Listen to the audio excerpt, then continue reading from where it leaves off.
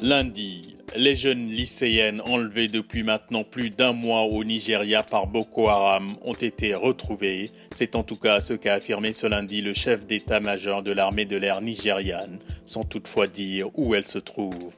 Le kidnapping des 223 jeunes filles a déclenché une mobilisation internationale pour les retrouver. Critiquées pour leur manque de réactivité dans cette affaire, les autorités nigérianes avaient rejeté la proposition du chef de Boko Haram de libérer les lycéennes en échange des membres de la secte islamiste détenus au Nigeria. Mardi, regardez notre deuxième photo. Vous vous souvenez sans doute de Myriam Yahya Ibrahim Isag, la jeune femme soudanaise condamnée à mort par pendaison parce qu'elle se serait convertie au christianisme. On a appris qu'elle a accouché ce mardi en prison. Elle a donné naissance à une fille. Toutes les deux semblent aller bien, a indiqué son mari, qui n'a pas été autorisé à les voir. Âgée de 27 ans, Myriam est née d'un père musulman et d'une mère chrétienne orthodoxe. Sa condamnation à mort le 15 mai dernier avait suscité l'indignation. Les États-Unis notamment avaient appelé les autorités soudanaises à faire preuve de clémence à son égard et à lever la condamnation, sans succès. Mercredi, direction Calais, dans le nord de la France, où ces migrants érythréens réfugiés espèrent allier l'Angleterre. C'est sous un ciel gris que les forces de l'ordre ont commencé ce mercredi dès l'aube à démanteler leur campement. Les 550 Érythréens, Soudanais, Afghans ou encore Syriens, qui depuis 8 mois en avaient fait leur abri de fortune, ont été évacués par des policiers. Raison invoquée par le préfet, un problème de santé publique face à une épidémie de Galles et aussi un problème de sécurité face à des implantations toujours plus importantes.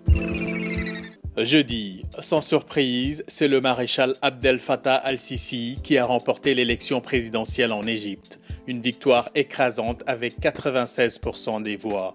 Son unique adversaire, Hamdine Sabahi, a reconnu sa défaite ce jeudi. Considéré comme un simple faire-valoir, il n'a obtenu que 4% des suffrages. Un triomphe sans gloire puisque le taux de participation ne dépasse pas les 40%.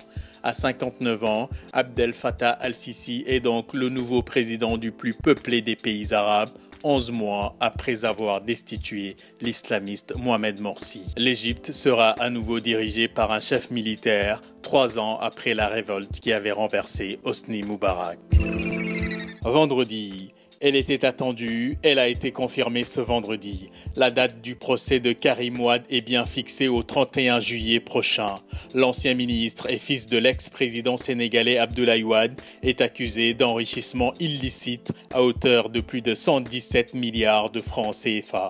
Après plus d'1 an derrière les barreaux, il sera donc jugé lors d'un procès public prévu au tribunal Lat Dior de Dakar.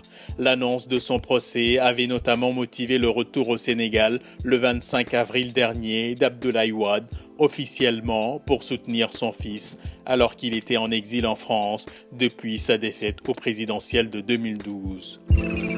Ainsi tourne le monde, bon week-end et bonne semaine.